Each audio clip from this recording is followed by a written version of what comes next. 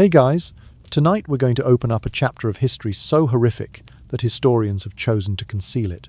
When you think of royal cruelty, you probably think of King Henry VIII and his executions, or the twisted plots in movies. But in reality, those stories are just the beginning. King Ferdinand II of Spain created a private hell right in his own bedroom, a real-life torture system with 8 horrifying rules that turned the lives of his queens into utter agony. These rules were not only senseless but also pathologically cruel, forcing the queens to live in constant fear and immense pain. From turning wedding nights into terrifying public performances, to treating his wives like laboratory rats, to locking them away and callously discarding them like broken furniture, it was all part of a vicious plan. This isn't just a history lesson. This is a true horror story about a king who turned marriage into a living nightmare. Trust me, these rules left permanent psychological scars on everyone who witnessed them. So before you get comfortable, take a moment to like the video and subscribe. But only if you genuinely enjoy what I do here. Please comment below and let me know where you are and what the local time is for you right now.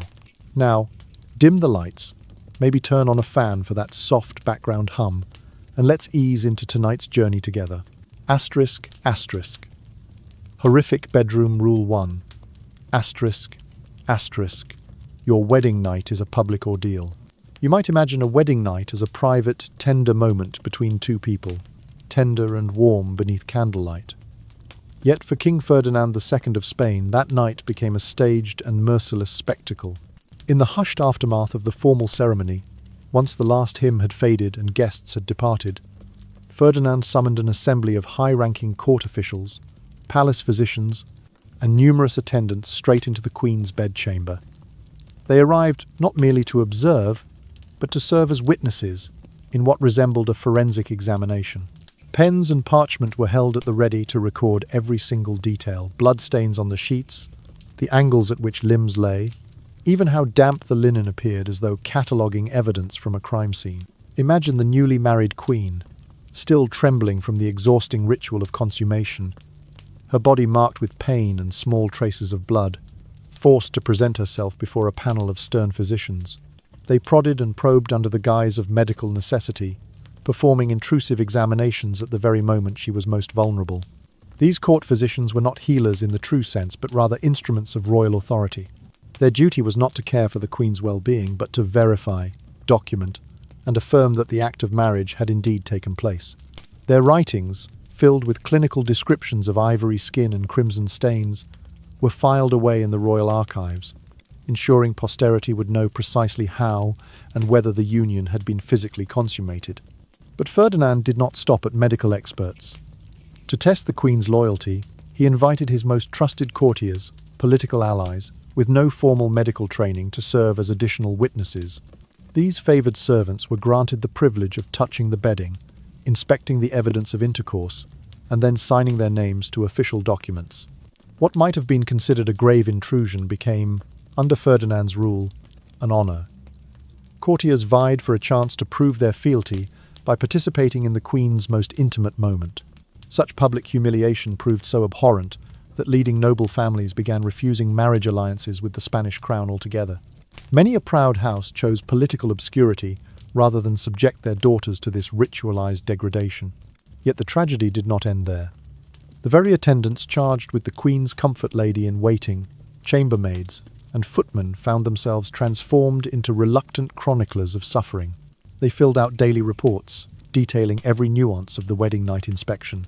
Their meticulous entries, preserved in dusty tomes now housed in Spanish archives, attest to the judiciary-like process Ferdinand imposed upon matrimonial life. These records read like medical case files, with notes on the Queen's pulse, her whispered responses, and the precise placement of every fold in her silk garments.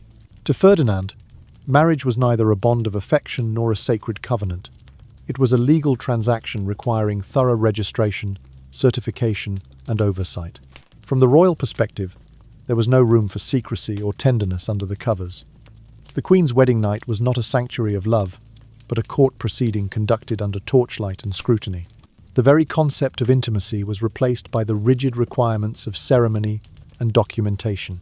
As morning light pierced the velvet draperies, the Queen, pale and exhausted, would rise to face the assembled tribunal once more, answering questions about what had occurred behind closed doors.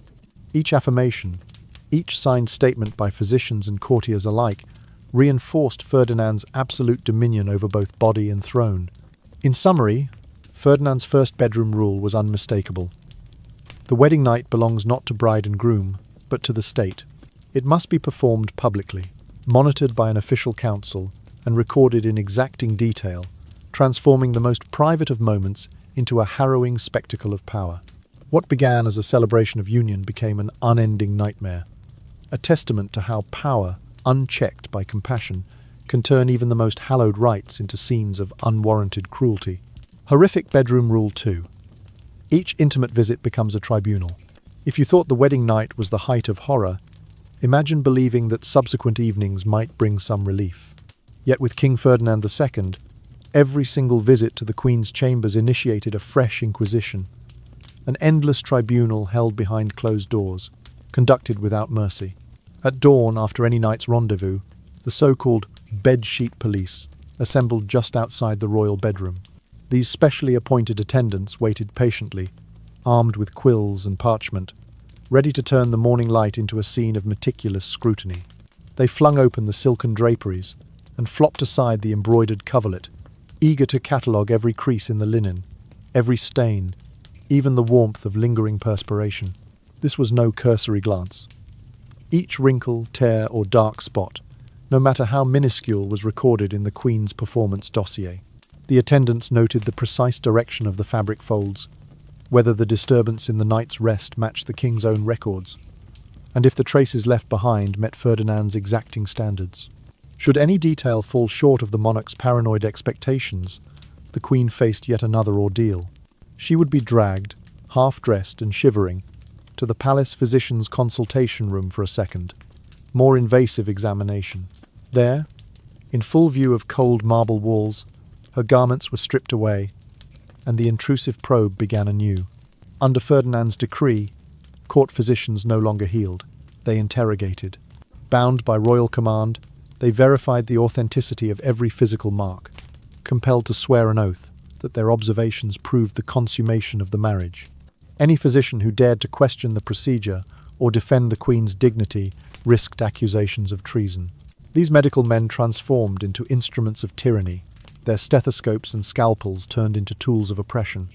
The Queen, meanwhile, existed in a perpetual state of dread, never certain at what hour her private chamber might be invaded, never secure that the evidence she left would satisfy the King's ever-shifting criteria. The psychological toll proved devastating. Many queens succumbed to chronic insomnia, haunted by nightmares of the next day's review. Their appetites vanished. They wasted away under the relentless pressure. Some sought refuge in strong spirits or sedatives, gulping goblets of brandy or swallowing handfuls of laudanum pills to dull the terror that gripped them each night. According to palace chronicles, Ferdinand demanded that no fewer than 2 or 3 witnesses sign off on each morning's inspection report, ensuring that the Queen remained the central figure in a vast bureaucratic apparatus. Where once she had been a princess, revered and cherished, she became a perpetual exhibit in a grim exhibit curated by autocratic power. Detailed entries in the royal ledger described tests that dragged on for hours. Attendants sat hunched over their desks by torchlight, scrawling the Queen's performance metrics in near-endless columns: duration of disturbance, angle of leg placement, number of folds in the sheet. Each notation, precise to the last letter, stripped away another layer of her humanity. The process felt akin to a scholar's thorough annotation of an ancient manuscript only here. The manuscript was her body, and the commentary suffocated her sense of self. The bedchamber, once a sanctuary, became the stage for a bureaucratic spectacle so severe that the court's administrative wonders seemed kinder in comparison. Over time, the Queen came to dread even the faintest rustle in the night. Footsteps approaching her door sparked a cold sweat. Her heart pounded at the thought of those impending prisms of prickly inquiry. She learned to measure her every movement, to anticipate how the slightest shift might register on the linen, to pray that each tremor would go unnoticed. Yet there was no escape. The bedsheet tribunal convened without fail, a daily ritual of humiliation that blurred the line between personal anguish and state policy. Through Rule 2, Ferdinand transformed marital intimacy into perpetual public trial. No longer a private affair, each moment of vulnerability unfolded under a microscope. The Queen's dignity withered beneath the quills of the bedsheet police, her body a battlefield where the King's paranoia waged war on her very being.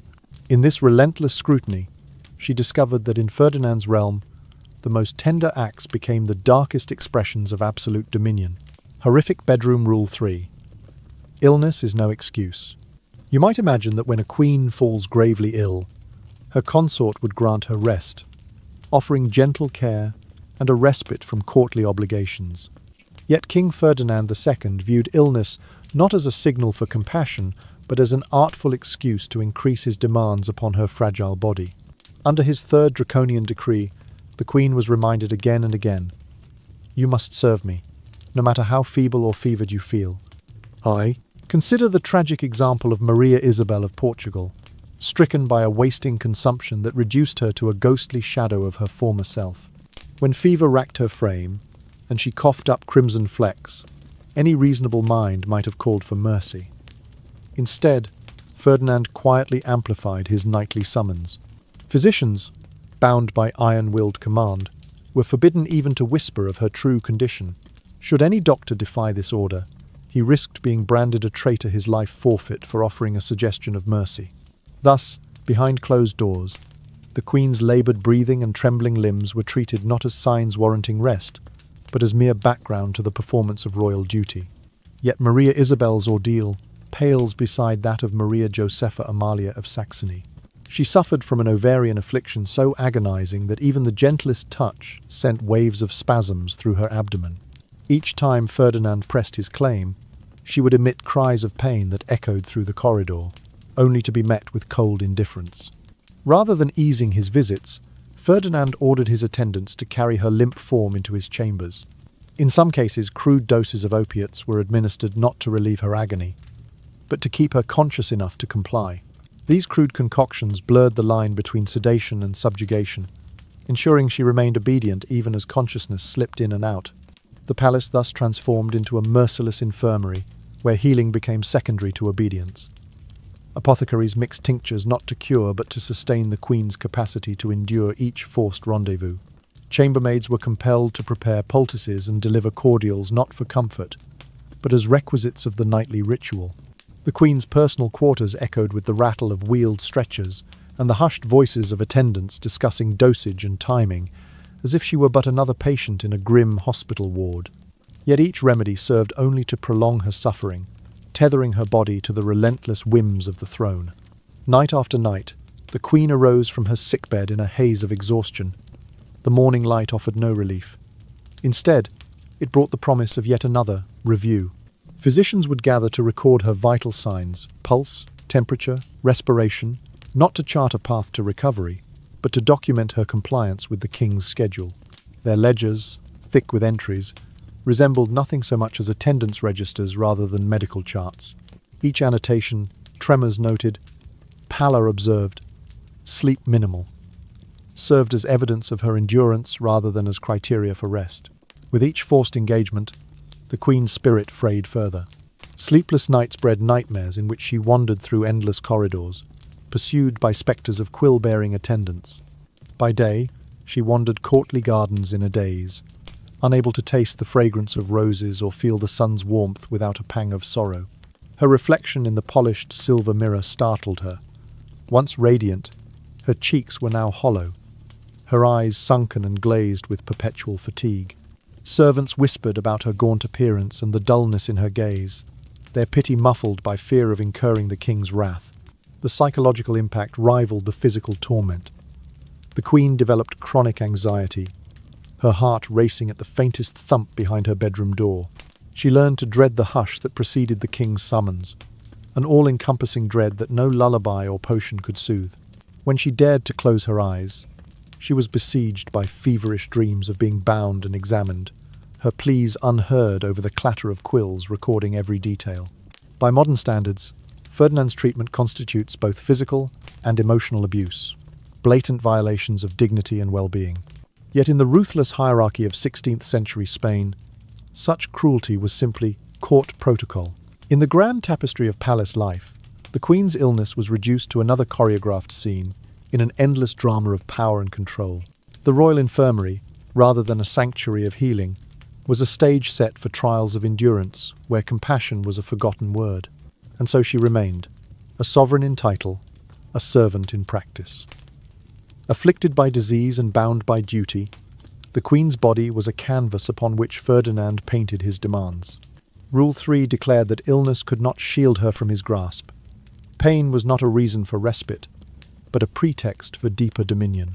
Under that stern decree, the Queen discovered that weakness invited not kindness, but an even firmer hand. Illness, in Ferdinand's realm, meant no escape from the horrors of his cursed bedroom edicts. Horrific bedroom rule 4. The bedchamber becomes a prison cell. You might imagine the Queen's bedchamber as a haven of luxury, where soft tapestries, scented cushions, and velvet canopies provide solace from courtly concerns. Yet for King Ferdinand II, his wife's sleeping quarters were transformed into the most opulent prison imaginable. Under his fourth dreadful edict, the Queen's private chamber was walled off from the rest of the palace, sealed by locks that could only be opened from the outside. No gentle tap on the door, no discreet knock from a trusted confidant. Not even the whisper of a royal courier could penetrate that barrier without express royal approval.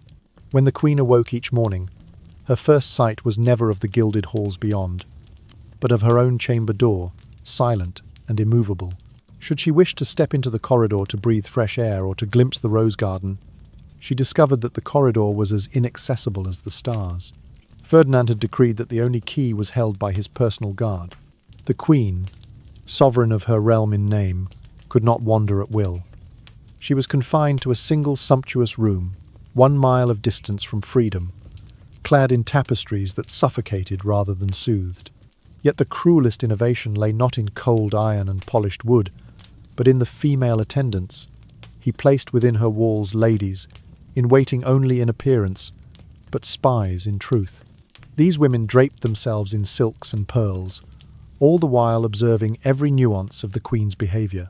They noted whether her eyes betrayed sorrow or resignation, whether her lips curved in a subdued smile, or pressed into a thin line of despair. Every teardrop wiped away became an entry in the palace ledger. Each suppressed sigh was logged and sent whistling through the secret passages to Ferdinand's ear. No emotion was too private to escape scrutiny. The Queen's diary? She could write only under the watchful presence of these silent sentinels, their quills poised to annotate or strike through any sentiment deemed improper. When she penned a loving greeting to her homeland, the ink barely dried before a red/obliterated lines that displeased the throne.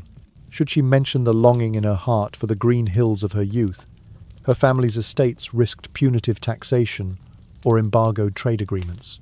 The full might of the Spanish crown could be turned against her own blood if she dared to breach the strictures of controlled communication. Thus, her isolation was absolute. No letter from her mother, no tidbit from a childhood friend. No scrap of news from her homeland ever reached her unanalyzed. Each scrap of paper passed through the crosshairs of suspicion. Every word weighed against an invisible scale of loyalty. The Queen's heretofore private chamber functioned as her courtroom functioned as her cell, and cell existed solely for the purpose of her total confinement. On the rare occasions when she was permitted a brief respite and escorted walk through an enclosed gallery, a single table set for tea, she wore the semblance of regal dignity. Yet she was always under observation by eunuchs and guards concealed in alcoves, their eyes trained on her posture and pace. They recorded whether she paused to admire a portrait, if her breath missed a beat at the sight of a courtly portrait, or if she let a hint of sadness slip across her face at the bloom of a single flower pressed between pages of a prayer book. Their reports filled tomes of parchment, each volume capturing the subtle dance of control and compliance that defined her days. Behind the locked doors, the Queen learned to mask her emotions. She practiced stillness as a silent defense, pressing her back against the cool stone walls, drawing each breath with deliberate carefulness. If spies reported too much weariness or a tremor of outrage, they would be rewarded for their vigilance with fine silks or jeweled combs. Meanwhile, any show of exhaustion might trigger a scolding dispatch from the king, reminding her that a queen must remain ever vigilant, ever composed, and never alone in spirit. From the vantage point of modern psychology, this arrangement constitutes textbook coercive control. a deliberate, patterned assault on personal autonomy and mental well-being. In Ferdinand's court, privacy was not a right but a liability. Every heartbeat, every choice of attire, every flicker of expression was subject to surveillance. The king's palace functioned not as a sanctuary, but as a panopticon, where the watched were the gifted rulers themselves. Court annals reveal that some queens endured entire months without uttering a single word to another soul. Sentences recorded in the ledger noted, "7th day, no speech detected," or 31st day, slight sigh, context unclear. Their voices, once instruments of authority, were reduced to mere echoes lost in the hush of locked chambers. Guards assigned only to monitor sound levels would report any audible breath beyond the measured whisper, and those entries shaped the Queen's standing in Ferdinand's eyes. Thus, under Rule 4, the bedchamber ceased to be a realm of rest and became the epicenter of the Queen's isolation. Comfort turned to confinement, companionship to surveillance, and privacy to punishment. In Ferdinand's view, to possess a private space was to risk plotting rebellion or nurturing forbidden thoughts.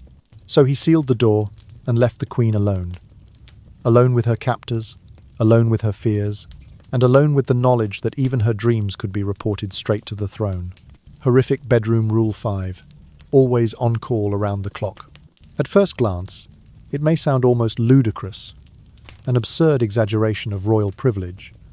But under King Ferdinand II's fifth despotic mandate, the Queen was placed perpetually on call for his desires, day or night, no matter her condition. His chilling proclamation rang out across the palace walls. "You must answer my summons immediately, regardless of the hour, whether you suffer pain, exhaustion, or grief." To enforce this, Ferdinand devised an elaborate scheduling apparatus that tracked every intimate detail of the Queen's body, her monthly cycles, her sleep patterns, even her daily nourishment. This data was compiled into an exhaustive dossier, enabling him to identify the precise moment she was at her most vulnerable and to summon her then, without mercy. In the dead of night, when the palace corridors lay silent beneath the flicker of torchlight, the Queen often found herself roused from a fitful slumber by a timid rap upon her chamber door. Her heart would lurch as she forced open swollen eyes, her limbs heavy with fatigue. Within minutes she was expected to perform a flurry of tasks: smooth her hair, powder her cheeks, don fresh silks, presenting herself as though she had been awakened for a festive court assembly, rather than a private summons dictated by the king's whim. A single hesitation or misstep might incur a penalty recorded in the margins of her file, labelled an infraction of tardiness. Consequences followed swiftly: reduced rations at the next meal, extended isolation from her attendants, or placement in solitary confinement within the palace's inner chambers. To quantify her obedience, Ferdinand established what courtiers called the response scorecard.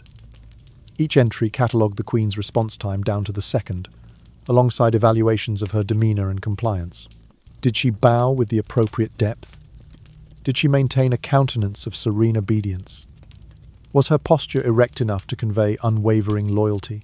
These assessments were meticulously logged in triplicate, with one copy stored in the Royal Council's archives, another retained by the Master of Ceremonies, and a third filed among the palace's secret records. Applause or reprimand followed based solely on these recorded metrics, transforming the Queen's personal conduct into a matter of bureaucratic performance review. It was not unheard of for a Queen, racked by anxiety and unending summonses, to develop acute stress reactions. Some would tremble uncontrollably whenever soft footsteps approached their door, as though a phantom rap could provoke another forced awakening. Others found themselves unable to regulate their emotions, erupting into inexplicable sobs or sudden fits of rage, themselves misinterpreted as further evidence of unruliness, to be documented and punished. In such a climate, the Queen's mental health was not a concern, but another data point to be recorded, assessed, and, when judged insufficient, penalised. Remarkably, Ferdinand's summonses did not always pertain to matters of procreation or conjugal duty. On more than one occasion, palace records hint at mysterious nocturnal rituals that had nothing to do with physical union. The Queen was commanded to perform strange gestures or recite arcane phrases, rites whose purpose may have been purely to humiliate, to reinforce the monarch's absolute dominance. These ceremonies, veiled in secrecy, were enforced as strictly as any act of consummation. The queen, clad in the finest brocades, yet reduced to an automaton reciting lines in the dead of night, served as a constant reminder that her body, her mind, and her very soul were at Ferdinand's beck and call. Beyond the confines of the inner bedchamber, the king's pattern of summons extended throughout the entire palace estate. Messengers would gallop across chilly courtyards at unholy hours, bearing small ornate bells, whose tinkling summons ensured that every gate was prepared to admit them, every corridor kept clear for their approach. Should a servant glimpse the queen stumbling toward her destination, they were forbidden to offer her support.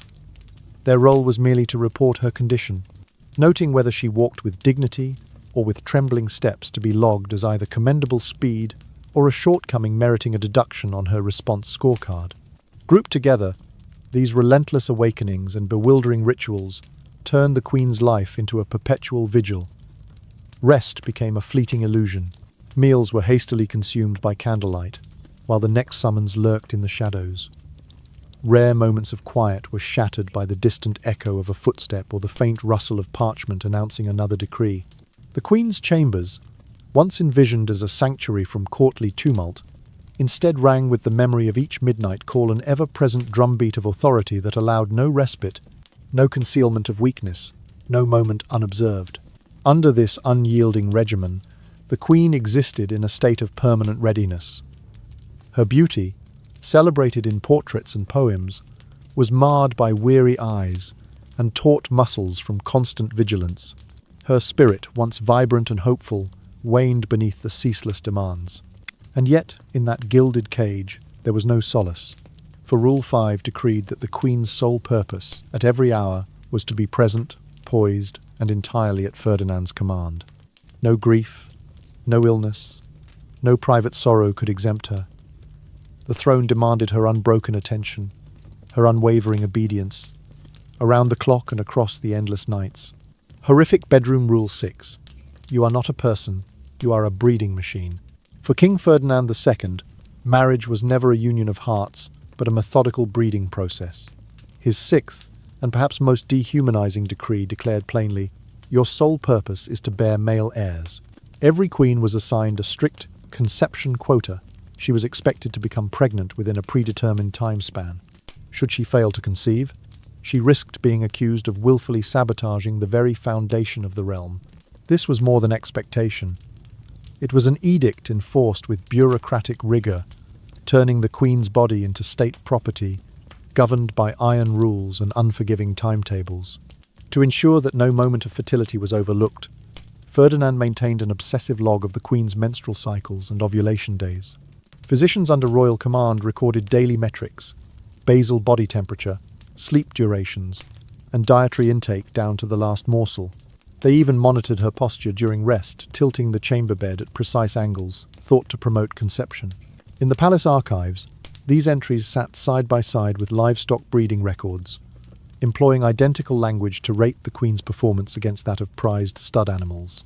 Such cruel parity stripped the queen of her humanity, reducing her to little more than an instrument for producing sons. The queen's diet became a series of arcane concoctions and eccentric restrictions. Each morning, chambermaids delivered steaming pots of herbal broths reputed to stimulate fertility combinations of cinnamon bark, saffron threads, and powdered unicorn horn, or its local equivalent, that tasted of bitter roots and promised little but discomfort. Soon came the strict regimen of unwieldy exercise, dawn calisthenics in the chilly air of the courtyard, weight-bearing moves in silken slippers, and breathing rituals believed to channel life force directly to the womb. Any refusal to comply was met with curt orders and the threat of downgrades in living quarters or ration allowances. Yet the most tragic outcome of this relentless pressure was stress-induced miscarriage. The queen, her body already taxed by grief and sleep deprivation, sometimes miscarried under the sheer tension of expectation. News of such losses might have drawn compassion from a merciful sovereign, but not from Ferdinand. Court physicians were instructed to obfuscate the truth, reporting only that the queen faltered in her duties, as though her very biology had betrayed the crown. His demand was relentless: find ways to prevent perceived failure, regardless of the queen's agony or loss.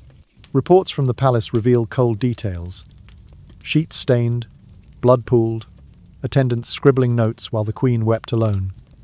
There was no sanctuary of sorrow. Any expression of despair was filed as evidence of emotional instability, another blemish on her breeding record. Ferdinand's logic was unyielding.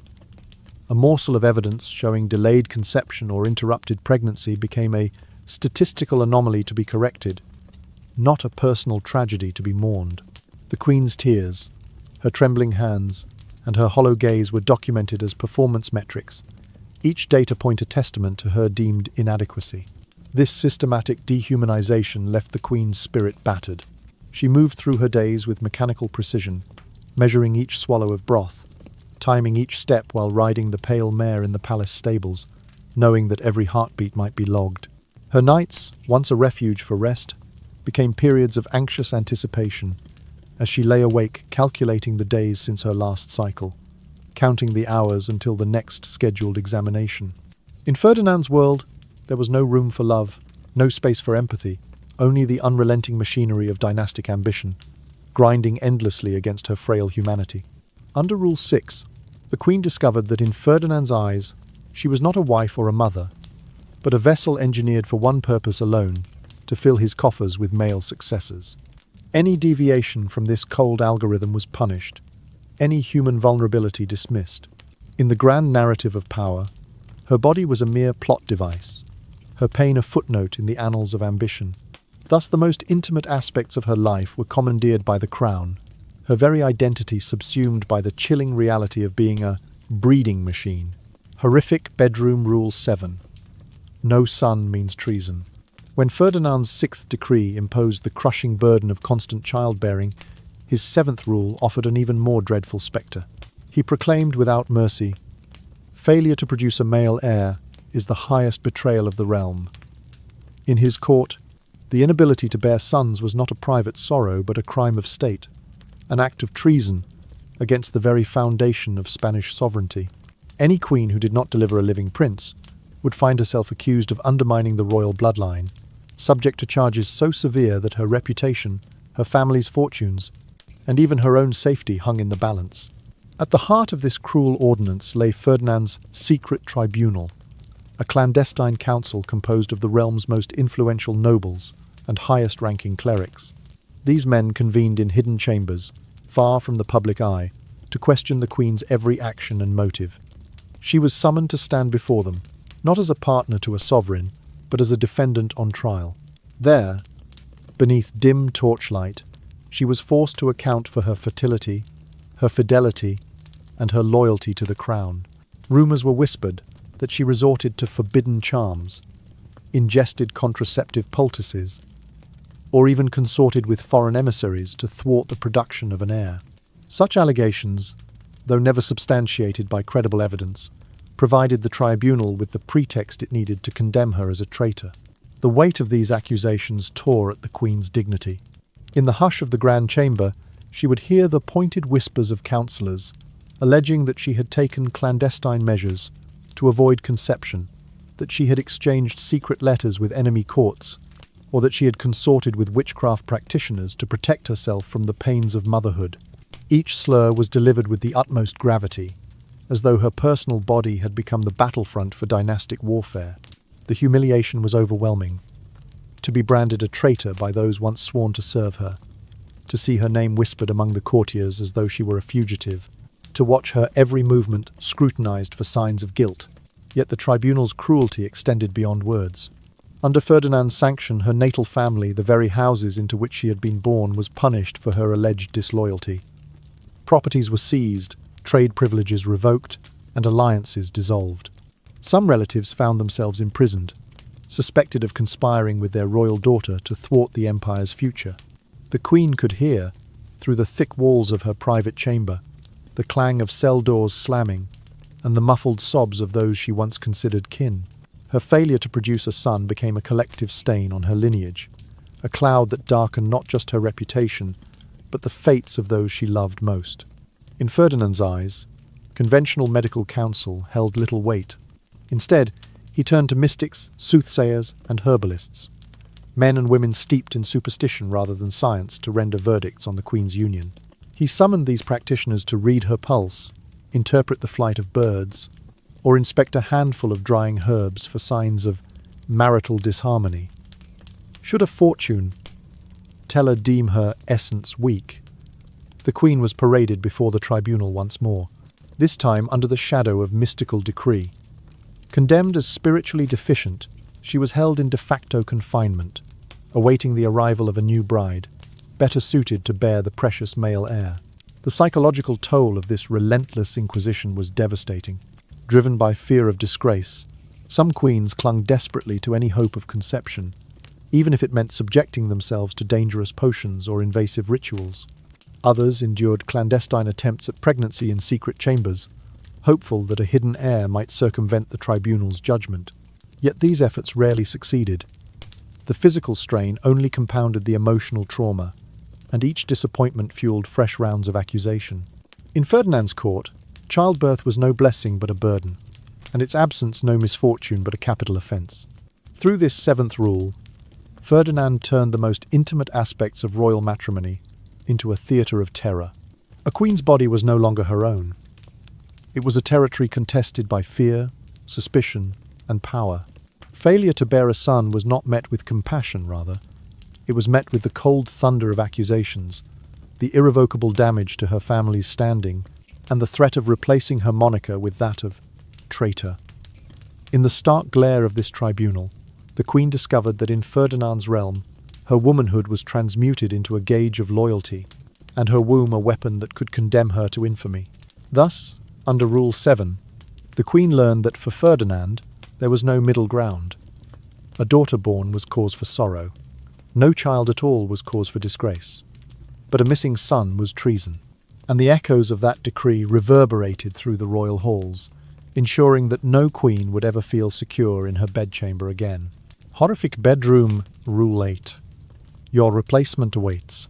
The final and most harrowing edict of King Ferdinand II rang out in unmistakable terms. Your successor is already chosen. Beneath the violet drapes of her bedchamber, the Queen found herself trapped by not only the weight of dynastic expectation, but by the ever-present spectre of her own replacement.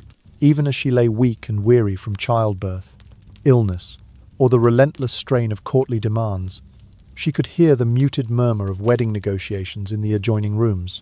Behind paper-thin walls, crowned heads and haughty ambassadors discussed potential matches, mere feet from her bed. As though her continuing existence were optional, her reign a temporary interruption in the grand design of succession.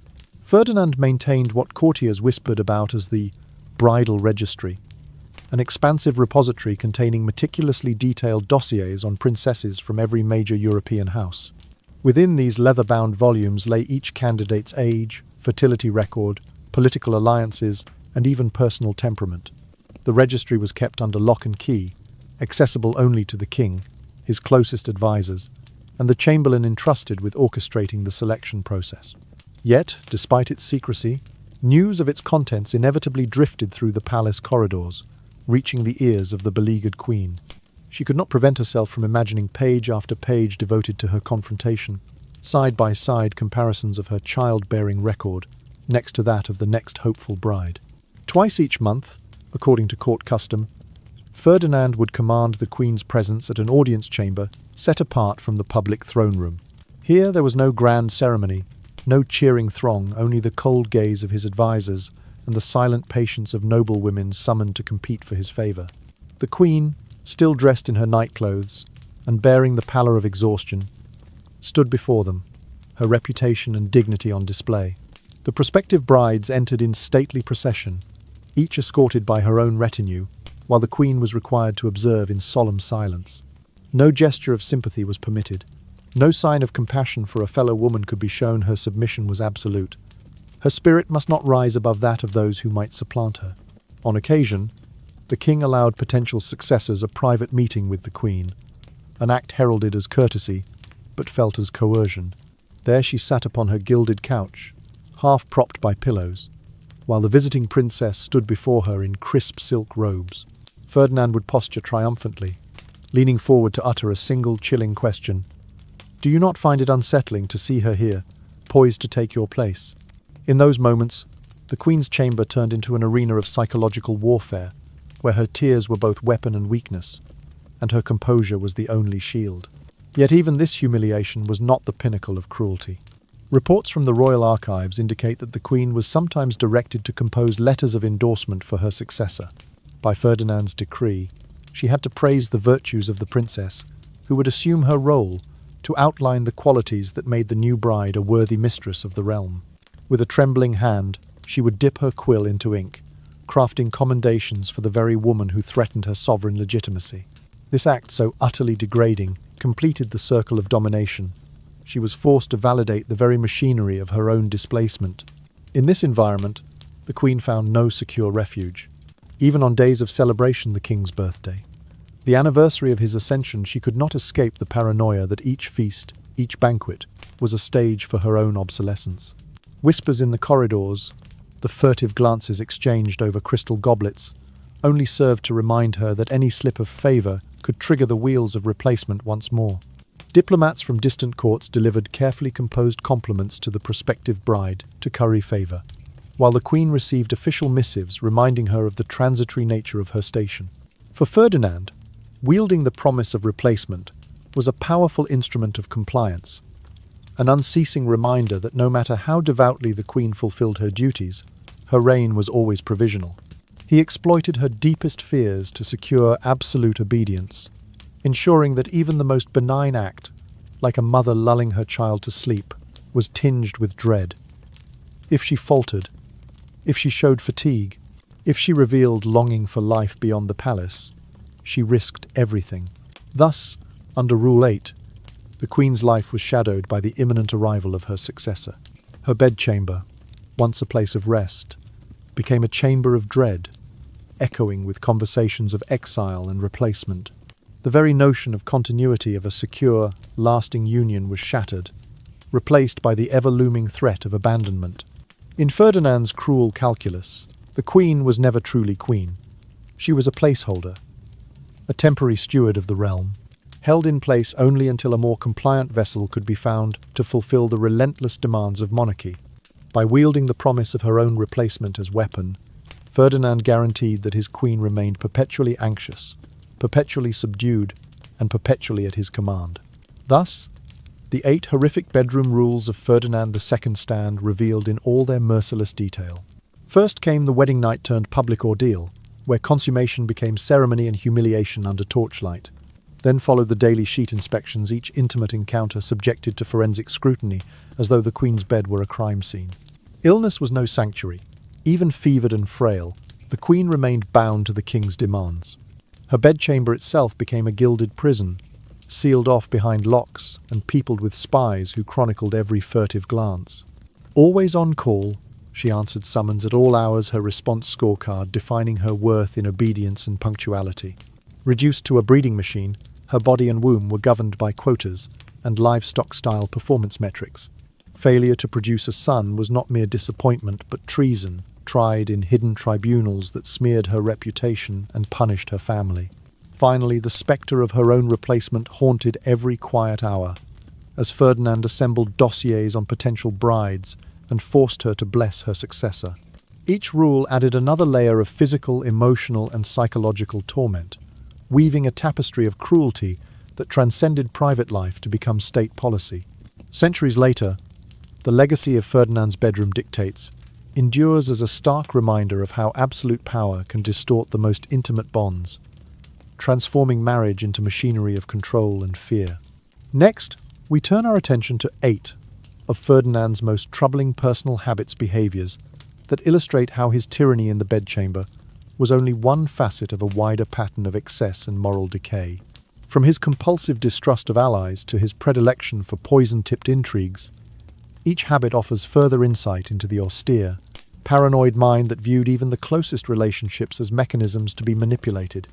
As we examine these 8 dark proclivities, we'll uncover the sinister continuities between his private indulgences and the public policies that cast a long, tragic shadow over his reign.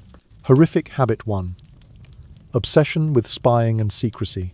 Long before dawn's first pale light had time to warm the marble floors of his palace, King Ferdinand II was already deep in clandestine affairs. His earliest waking hours were not spent in prayer or counsel with his advisors, but in poring over intelligence gathered by an unparalleled network of spies and informants. For Ferdinand, information was the ultimate currency, and he amassed it with a restless fervour that verged on mania. Within the stone walls of the royal chambers, Ferdinand assembled his inner circle of secret agents, men and women whose loyalty was purchased with gold and maintained by fear. They were drawn from every corner of his dominion. Chamber servants overhearing whispered confidences in dark corridors, stable hands bribed to reveal a noble's correspondence, even foreign merchants compelled to disclose news from distant courts. No letter was safe, no conversation beyond the king's ears. Every word exchanged in candlelit alcoves risked being transcribed into a coded ledger destined for Ferdinand's scrutiny.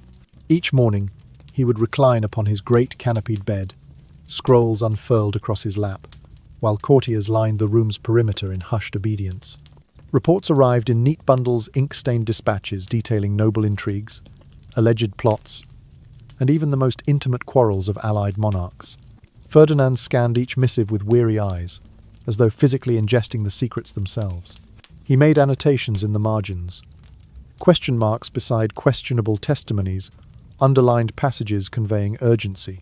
By the time he rose for breakfast, his mind was crowded with rumours and half-truths, each demanding action or inquiry. Such unrelenting surveillance served a singular purpose: to shield him from any threat, real or imagined. Ferdinand's paranoia ran so deep that he distrusted even his most trusted ministers. He installed concealed listening devices, early prototypes of the so-called bug, in council chambers, ensuring that every deliberation, every dissenting voice, echoed straight to his ears. Ministers spoke cautiously, their syllables measured, lest a casual complaint be logged as treasonous dissent. Under this oppressive atmosphere, honest discourse gave way to guarded flattery, and policies were shaped less by reasoned debate than by the king's ever-shifting suspicions. Beyond the palace walls, Ferdinand extended his web of spying into neighbouring realms. Ambassadors returned with dossiers on foreign rulers' personal health, their progenies' marriages, and the brewing discontent among their subjects. By cross-referencing these accounts with reports from his own spies, Ferdinand believed he could anticipate wars before they were declared, betrayals before they were planned. His empire's borders were patrolled by soldiers armed not only with swords but with detailed intelligence on every official in every court. Yet for all his vigilance, Ferdinand never found the absolute security he craved. Each new secret unearthed only fueled his desire for more knowledge. He became convinced that betrayal lurked in every shadow, that loyalty was a fragile gift, withdrawn at the slightest hint of disappointment. His nights were haunted by fevered dreams of conspirators plotting beneath his window. His days were marred by the relentless task of rooting out imagined traitors. The toll on his own household was immense. The Queen, forced to navigate a labyrinth of eavesdroppers, learned to speak in whispers and riddles. Courtiers fell into despair, unable to distinguish genuine counsel from a trap. Morale plummeted, replaced by an atmosphere of ceaseless anxiety. Even the once proud scribes, who took pleasure in recording history, bent their pens to the service of state surveillance, chronicling every rumour with mechanical precision. Thus, Ferdinand's first horrific habit, his obsession with spying and secrecy, tore at the very fabric of trust within his court. What might have been a tool to preserve the realm became an instrument of oppression, ensuring that no one could rest easy, speak freely, or breathe without the looming threat of the king's unblinking gaze. In these shadowed halls, the price of security was the death of intimacy, and the cost of knowledge was the slow erosion of every bond, royal or otherwise. Horrific habit 2. Paranoia and unrelenting distrust. Under the heavy tapestries of Ferdinand's court, a pervasive distrust took root like a creeping vine, wrapping itself around the hearts of all who served the king. For Ferdinand, every alliance was fragile and every promise suspect. His second notorious habit was a relentless paranoia that led him to view even his most loyal subjects as potential conspirators. No gesture of fealty could fully allay his doubts. No oath of allegiance could forever erase the suspicion lodged in his mind. Ferdinand's distrust began with his closest confidants. He regularly rotated his chamberlains and advisors, fearing that prolonged tenure would foster secret loyalties not to the crown but to their own ambitions. Each new appointee underwent rigorous vetting, Family backgrounds were interrogated, private correspondences confiscated, and every previous alliance scrutinized. A single ambiguous line in a letter, perhaps praising a foreign monarch or lamenting a late-night council session, could be read as evidence of disloyalty. Such intense scrutiny bred a court where no one dared speak freely. Each word was measured, each glance calculated to avoid the king's suspicion. Beyond the palace, Ferdinand extended this distrust to his network of noble vassals. He invited them to grand feasts and tournaments, all the while questioning their true intentions. Were they there to honor their sovereign, or to plot rebellion under the guise of chivalric display? Each jest exchanged over goblets of wine was later recalled in stony-faced interrogations, with Ferdinand demanding to know the hidden meaning behind light-hearted banter. Lords and ladies lived in constant dread that a misplaced remark could trigger a summons before his private tribunal, where they would be forced to defend their honor or watch their lands and titles vanish. Ferdinand's paranoia also corrupted his dealings with foreign powers. He insisted on personally examining the seals of every diplomatic dispatch, convinced that coded messages might be hidden beneath layers of wax. Ambassadors, those delicate bridges between realms, arrived at court to find themselves shadowed by royal agents, their every conversation meticulously noted. A misstep in protocol or even a respectful bow that seemed too low was interpreted as a tacit insult, a signal of underlying animosity. Treaties were delayed as Ferdinand lingered over each clause, fearful that a cleverly disguised concession might conceal a strategic trap. This deep-seated suspicion extended to the very air his court breathed. Ferdinand ordered the installation of concealed peepholes in his chambers, enabling him to watch his ministers as they worked. Should any minister glance at a colleague with what the king perceived as undue friendliness, that too became grounds for questioning. Under this oppressive watch, camaraderie wilted and isolation became the norm. No handshake was free from doubt. No confidant could rest easy in the knowledge that their loyalty was unquestioned. As Ferdinand's paranoia deepened, he resorted to increasingly draconian measures. He devised secret oaths that required signatories to swear allegiance in ink invisible to the naked eye, revealed only under moonlight. Scholars and alchemists were enlisted to develop truth serums, administered surreptitiously, ensuring that every confession, voluntary or forced, would be layered atop a foundation of fear. Those suspected of disloyalty endured sleepless nights, haunted by nightmares of betrayal. Their days were filled with coded missives, demanding proof of fidelity, their reputations hanging by the finest strand of a single, nervously written signature. The toll on Ferdinand's realm was immense. His constant distrust stifled ambition and innovation, as no bold idea could be proposed without first passing through an anxious gauntlet of suspicion. The economy suffered when merchant guilds, spied upon for rumoured plots, chose to divert trade elsewhere rather than risk scrutiny. Diplomacy became a tortuous dance of veiled compliments and probing questions, and alliances faltered under the weight of mutual suspicion. Ultimately, Ferdinand's second horrific habit, paranoia and unrelenting distrust, ensured that his kingdom was bound by fear more firmly than by any law. In his relentless pursuit of hidden threats, he poisoned the well of loyalty, replacing genuine devotion with the brittle compliance of subjects who complied not out of pride, but out of terror. And in the echoing halls of his palace, the once unified court dissolved into a tapestry of quiet suspicion, where trust was the rarest and most dangerous commodity of all. Horrific habit 3. Cruel entertainment and public spectacle. In the hushed corridors of Ferdinand's palace, whispers spoke of amusements darker than the wildest fantasies of any court jester. For King Ferdinand II, cruelty was not merely a tool of control behind closed doors. It was a form of entertainment to be enjoyed in full public view. His third dreadful habit transformed violence and suffering into grand spectacles, staged with the same pomp and ceremony as a royal banquet, yet betraying an appetite for human torment few could fathom. On gala nights, when the palace courtyard glowed with torchlight and the strains of lutes and viols filled the summer air, Ferdinand would summon his nobles and foreign envoys to witness demonstrations of justice. What began as a display of legal authority swiftly revealed itself as a ritual of terror. Condemned prisoners, often political opponents, or those implicated in imagined plots, were brought forth in chains. Their pleas for mercy were drowned out by trumpets, and their final moments were elevated to a grotesque pageant. Spectators, dressed in their finery, sipped spiced wine while standing shoulder to shoulder, their laughter rising when the executioner's blade fell or the rack turned its iron gears. This wasn't mere capital punishment. It was theatre of the macabre. Ferdinand commissioned elaborate devices for his court's amusement. Spiked cages that hoisted victims halfway up the outer walls, only to drop them in a sudden descent. Pulley systems that stretched bones to the limits of endurance. Cauldrons heated by wood fires where suspected poisoners were forced to kneel, their screams echoing like chilling choruses. Each mechanism was crafted by the finest artisans of the realm, ensuring that every creak, every grinding of gears added to the symphony of agony. The king himself rarely watched from the shadows.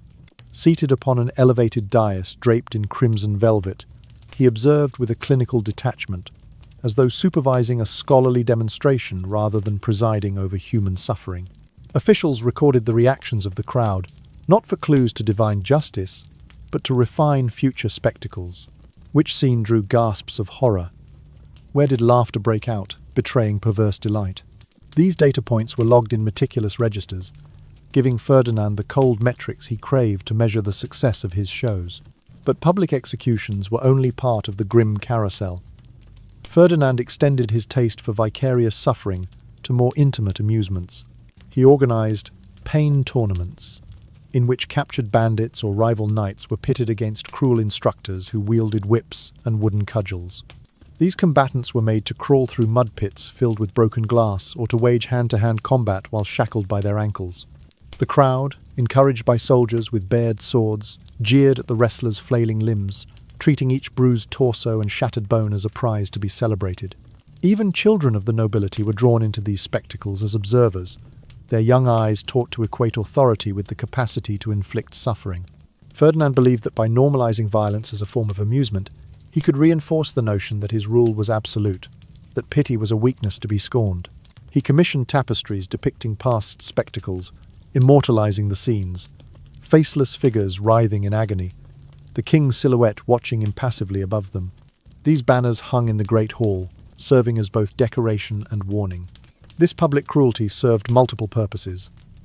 It instilled fear among potential dissidents, making any thought of rebellion unthinkable. It reinforced Ferdinand's image as an omnipotent sovereign, capable of enforcing his will with both subtle surveillance and overt brutality. It bonded his inner circle through shared complicity. They were not merely witnesses but participants in a communal embrace of cruelty. And it kept the populace enthralled, diverted from famine, taxation, and political unrest by the spectacle of pain.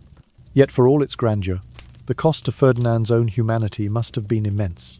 To manufacture suffering as entertainment required a detachment from compassion and a capacity for cold calculation.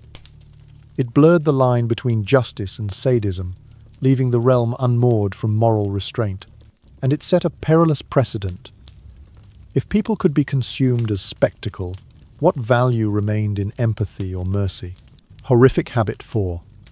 Excessive displays of wealth and opulence.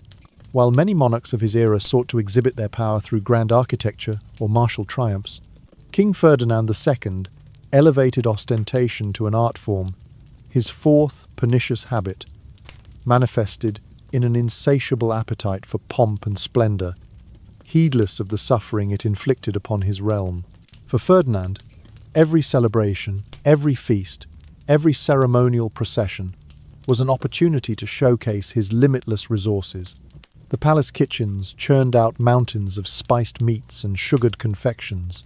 Silks and velvets in every imaginable hue adorned halls that glimmered with gold leaf and candlelight. Yet beneath this shimmering veneer lay a kingdom groaning under the weight of inflated taxes and crippling debt. Twice each month, the court was treated to spectacles that dwarfed even the grandest tournaments of neighbouring kingdoms. Rosewater fountains gurgled in the inner courtyard, their basins carved from imported Italian marble. Musicians flown in from distant principalities filled the air with unfamiliar harmonies, their instruments strung with the finest imported catgut. Every delicacy from candied citrus plucked from Moorish groves to rare spices traded from the East was consumed in quantities so lavish that silversmiths struggled to replenish the plates and platters as quickly as they were emptied. The displays of wealth were choreographed with military precision, each element carefully timed to reinforce Ferdinand's image as the supreme arbiter of luxury. These extravaganzas came at an immense cost.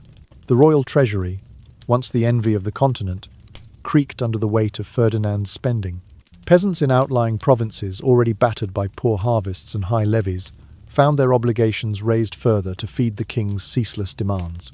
Taxes on grain soared, tolls along trade routes multiplied. Artisans and merchants were pressed into service to fashion gilded carriages, jewelled regalia, and embroidered finery for the court's ever-expanding wardrobe.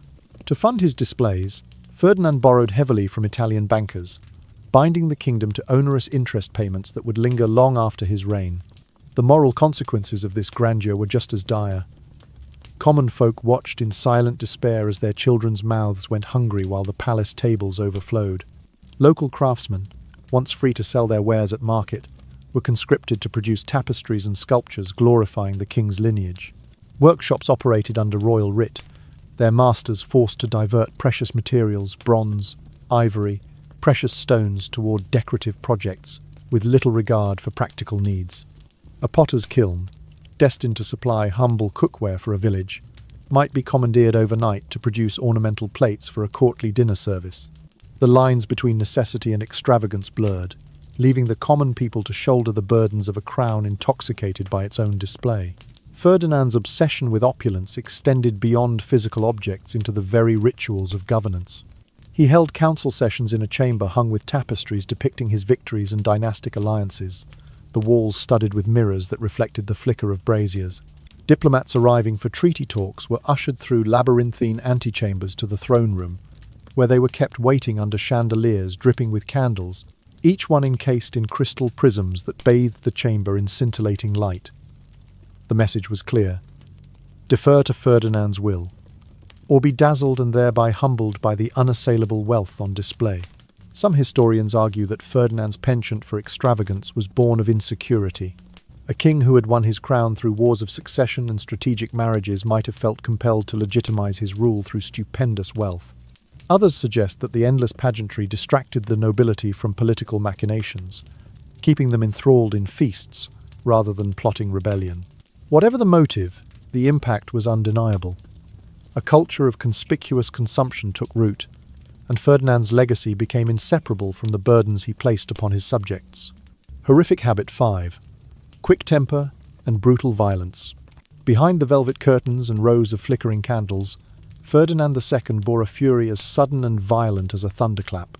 His fifth horrific habit manifested in a hair-trigger temper that could ignite at the slightest perceived slight, unleashing brutal punishments on both high-ranking courtiers and lowly servants alike. This volatility was not merely a personal quirk, but a calculated instrument of terror, reinforcing his absolute authority through fear of his unpredictable wrath. At court gatherings, one could never be certain what would trigger the king's outrage. A minor misstep, an improperly folded sleeve, a bowed head held a fraction too low, or even a polite suggestion delivered in an ill-timed tone might send Ferdinand's blood to a boiling point.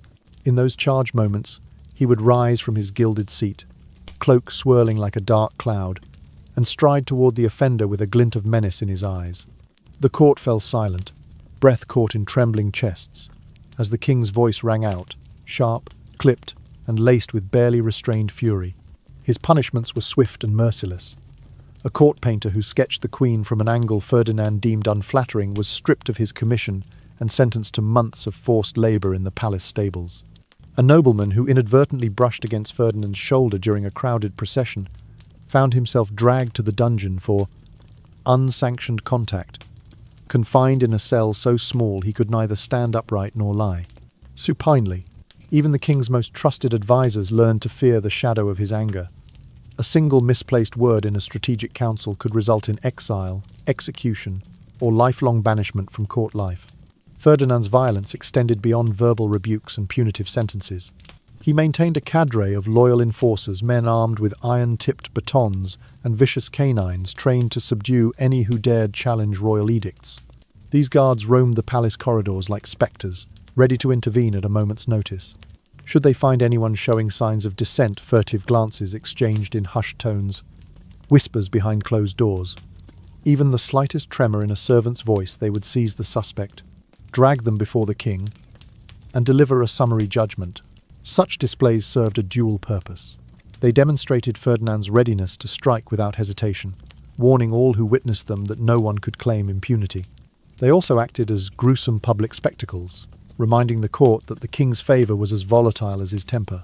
Courtiers lived in constant dread, measuring every gesture and utterance, never able to predict when the king's crushing hand would fall upon them. This quick-triggered brutality fostered an atmosphere of brittle compliance. Under the oppressive weight of his temper, the Queen herself learned to tread with utmost caution, speaking only when addressed, and then only in measured tones. Even the palace clergy, whose spiritual authority might have tempered other monarchs, found their sermons curtailed, their words filtered to avoid any interpretation that might displease the king. Ferdinand's harshness was not limited to his inner circle. In outlying provinces, reports reached the throne of village disputes or local uprisings. Rather than dispatching diplomats or mediators, Ferdinand ordered a small contingent of cavalry to ride forth under the cloak of night, their torches marking the horizon as ominous beacons. They executed summary justice, burning farmhouses, hanging ringleaders from the very trees they had once gathered beneath, and leaving placards that read simply, "Let this be a lesson to all who resist King Ferdinand's will." These violent reprisals, carried out without trial or mercy, reinforced the belief that the king's temper extended to every corner of his domain. Yet Ferdinand seemed to find a perverse satisfaction in these acts. Chronicles describe him pacing his private chambers after such events, his breathing heavy, replaying in his mind both the confrontation and the outcome. His courtiers whispered that he derived a sense of invincibility from his own fury, certain that no challenge could withstand his wrath. Horrific habit 6. Manipulative use of marriage alliances. King Ferdinand II treated marriage not as a sacred bond between two people, but as a cold instrument of statecraft. His sixth dreadful habit was the relentless manipulation of matrimonial alliances to secure power, influence, and tribute. To Ferdinand, every union was a calculated transaction, and every bride a bargaining chip in the ceaseless game of continental chess. From the earliest days of his reign, Ferdinand maintained what courtiers darkly referred to as the bridal registry, a meticulously organized archive containing dossiers on every eligible princess across Europe. Each profile enumerated her age, dowry, political standing, fertility record, and lineage advantages. The registry's pages were updated with ruthless efficiency. Births, deaths, remarriages, and shifting alliances were recorded as though the princesses were commodities in a ledger. Ferdinand studied these binders with the same intensity as a merchant weighing his most precious goods, seeking the optimal match to expand his influence, enrich his coffers, or undermine a rival. When a suitable candidate appeared, Ferdinand dispatched envoys under the guise of hospitality, only to pivot swiftly to demands for marriage. These envoys arrived bearing lavish gifts, silken shawls, barrels of rare spices, and jeweled ornaments designed to woo both the princess and her family.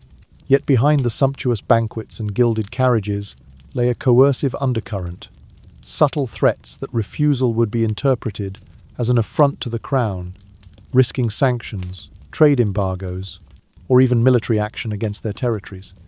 Many a smaller duchy, fearful of Ferdinand's might, acquiesced to his proposals, sending their daughters to his court with little choice but to comply. Once in Spain, the bride found herself ensnared by court rituals that combined politeness with intimidation. She was paraded through the palace galleries in front of ambassadors and nobles, her demeanor scrutinized for signs of reluctance. Ferdinand himself often attended these presentations, observing her reactions as though grading her on courtly performance. A hesitant smile or a faltering curtsy could be noted as deficient enthusiasm, prompting whispered inquiries into her loyalty and potential to bear heirs quickly and abundantly. Should the bride fail to impress or fail to fulfill the coveted biological quotas, Ferdinand did not hesitate to replace her. He had a cadre of noble families on standby, ready with coffers of silver and coffins of silk, to dispatch a new bride at a moment's notice. This revolving door approach treated women as interchangeable assets, valued only for their ability to advance dynastic aims. Earlier brides were often sent back to their homelands under thinly veiled conditions, their honor publicly questioned, their reputations tarnished by insinuations of infidelity or incompetence. The impact on the royal family network was profound.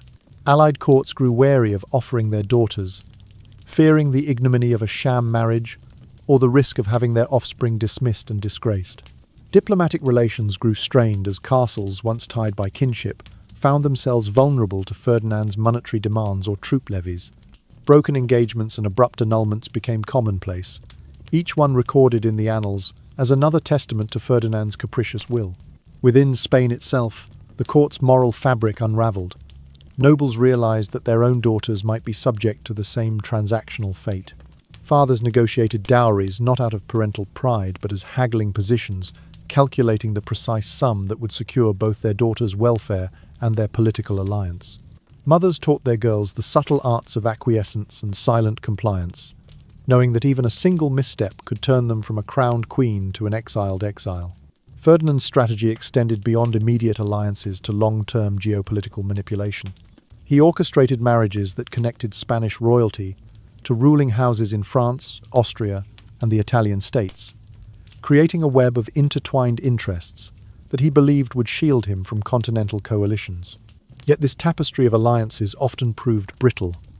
When the bride's native courts felt slighted or betrayed by Ferdinand's subsequent actions, they withdrew support or joined rival factions.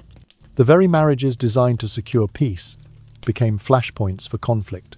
Horrific Habit 7. Fascination with poison and dark sciences. King Ferdinand II's seventh insidious habit lay in his macabre fascination with poison, occult rituals, and the dark sciences methods he pursued not as a learned scholar, but as a desperate sovereign seeking absolute control. Where others regarded alchemists and apothecaries with suspicion or disdain, Ferdinand embraced them as indispensable allies in his pursuit of power. He believed that subtle, undetectable means of dispatching enemies could safeguard his throne without the theatrics of public spectacle. Thus began his lifelong dalliance with venoms, spells, and forbidden knowledge. Within the palace's inner sanctum, Ferdinand maintained a chamber set aside for his arcane experiments. Here he assembled potions of lethal subtlety, powdered nightshade, distilled aconite, extracts of wolfsbane, and rare ingredients smuggled from distant lands. By candlelight, he and his trusted alchemists tested concoctions on caged animals, observing their paralysis before death with clinical detachment. These small creatures were the first victims of his curious cruelty, an early indicator of his readiness to weaponize biology against human targets. Ferdinand's court became home to a cadre of dark practitioners. Astrologers consulted for the king's horoscopes, necromancers commissioned to send back ill omens against rivals, and so-called miracle workers who claimed they could cure or kill with equal skill. He summoned them to his summer pavilion, where their whispered incantations drifted on the warm night air. In exchange for their services, these occultists received generous grants and the promise of royal protection, an arrangement that made them both valuable and dangerously unscrupulous allies. Yet Ferdinand did not content himself with passive study. When political threats emerged, whether a restive noble plotting rebellion or an unwelcome envoy from a neighboring court, he turned to poison as the method of choice. A cup of wine, offered in apparent hospitality, might contain a rare toxin that acted slowly, indistinguishable from natural illness. Physicians, bound by the same secrecy that enveloped the king's bedchamber examinations, were instructed to record symptoms as accidental maladies rather than evidence of foul play. They documented fevers and delirium, prescribing poultices and prayers, while the poison quietly ran its course. These murderous stratagems extended beyond individuals. In one infamous campaign, Ferdinand targeted a rebellious border town's leadership by contaminating the water supply with a mild, persistent toxin.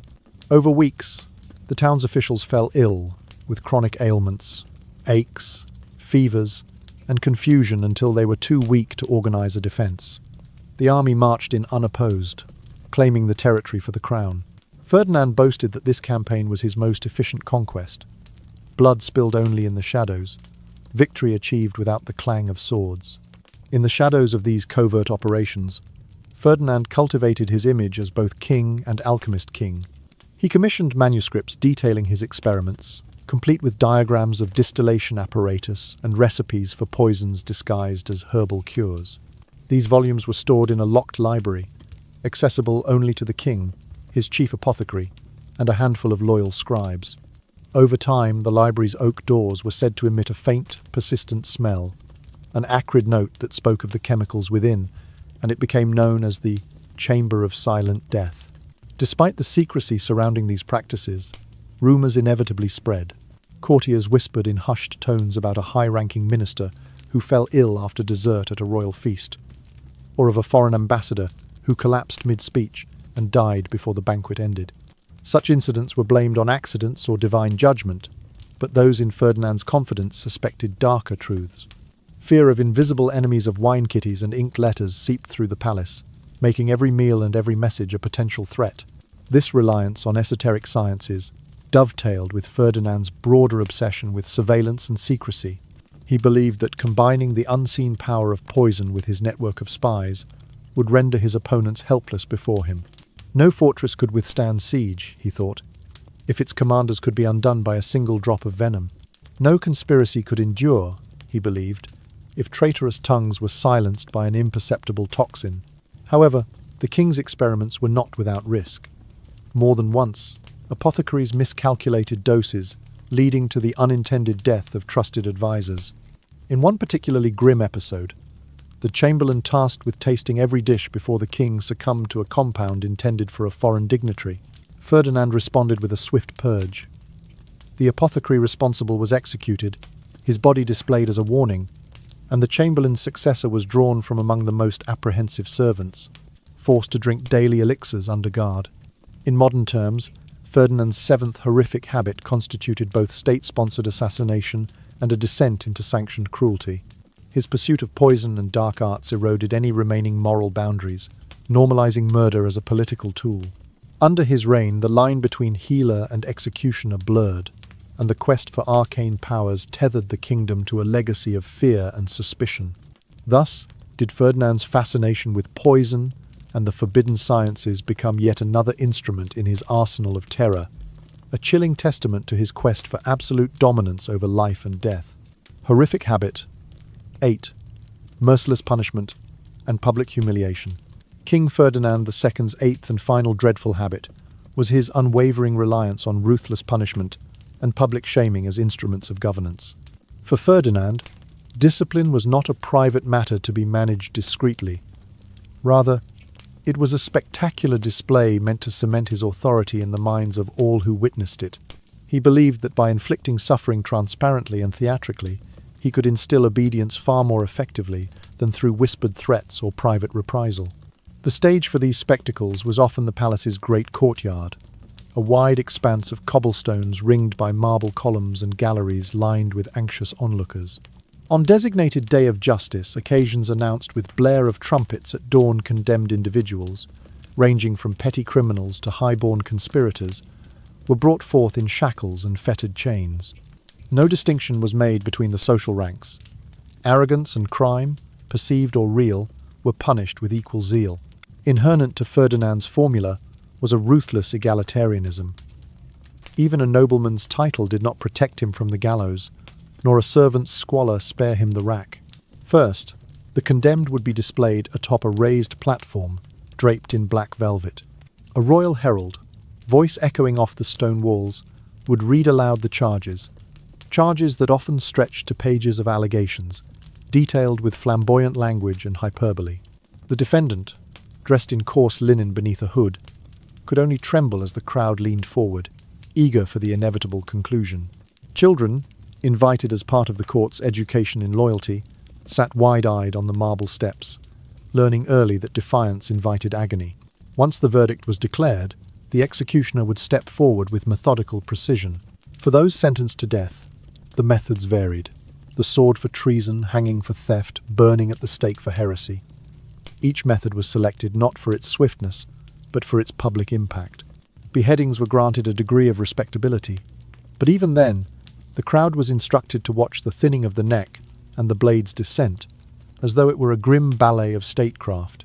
Burnings crackled beneath spiked pyres, smoke rising toward the palace balconies where Ferdinand and his court observed the conflagration with detached interest. But death was only one form of punishment. Ferdinand also delighted in protracted torment. Prisoners might be subjected to the Iron Maiden, a hollow, spike-studded coffin that closed upon its victim, then left on display for weeks. Others endured exposure in stocks under the sun's merciless glare, whipped by passing soldiers at the slightest moan. In a particularly cruel innovation, Ferdinand ordered the construction of the Chair of Truth, a device of heated iron bands that clamped around the torso, tightening at the executioner's command until confessions were wrung from the unwilling. This atmosphere of spectacle extended into the realm of social humiliation. Nobles who disgraced themselves, whether through gambling debts or lapses in courtly etiquette, were forced to parade through the streets in donkey carts, banners listing their misdeeds trailing behind them. Prostitutes and beggars were brought in from the city gates to witness these processions, their presence meant to underscore the king's message. No one was beyond reproach, and all folly would be made public. Ferdinand documented every event with scrupulous detail. Official chroniclers filled ledger after ledger with descriptions of the ceremonies, noting the reactions of the crowd, the precise timing of each punishment, and the king's own demeanour. These accounts were distributed in silent nods to distant courts, a method of broadcasting Ferdinand's power beyond his borders. Ambassadors returning home carried these gruesome narratives as confirmation that defiance of the Spanish crown was folly indeed. In the privacy of his chambers, Ferdinand reviewed the chroniclers' reports, marking passages for future enhancements. He requested stronger pyres, louder drums, ropes dyed in vivid red to symbolize the blood of the guilty. He consulted with master smiths on designing new torture devices with greater theatrical flair. Swirling wheels that lifted victims overhead, cages adorned with spikes, gauntlets that delivered electric shocks via rudimentary static generators. He viewed each innovation as an artistic achievement, a testament to his unchallenged dominion over life and death. The psychological impact on his subjects was profound. Commoners and courtiers alike lived in a state of high alert, fearing that any misstep, an offhand comment, a delayed curtsy, a loan left unpaid, could result in immediate and very public retribution. Friendships were strained as neighbours whispered suspicions, unsure whether a quiet conversation might draw unwanted attention. Families taught their children to mouth only approved phrases of praise for the king, lest an innocent expression of boredom or discontent be interpreted as seditious. Despite the cruelty, Ferdinand's habit of merciless punishment and public humiliation proved effective in the short term. Rebellions fizzled before they could ignite. Rival factions hesitated to plot when the penalty was a humiliating death in the town square. Governors enforced his edicts swiftly, knowing that hesitation could cost them not only their positions but their very heads. In this climate of fear, obedience became reflexive, and respite from terror a rare and fleeting reprieve. Yet, over time, the relentless horrors began to corrode the very foundation of Ferdinand's authority. His subjects grew cynical, their loyalty a mask worn to ward off the whip. Generations grew up accustomed to the clang of chains and the crack of whips, so much that brutality became banal, eroding empathy and communal bonds. The kingdom's moral compass spun wildly, unable to find true north amid the constant glare of the executioner's block. Thus, Ferdinand's eighth horrific habit, merciless punishment, and public humiliation revealed the full extent of his tyranny. He wielded cruelty as a clarion call, demanding absolute submission, but in doing so he transformed his realm into a carnival of fear, where the spectacle of suffering overshadowed any claim to justice, and the echo of his wrath resonated in every trembling heart.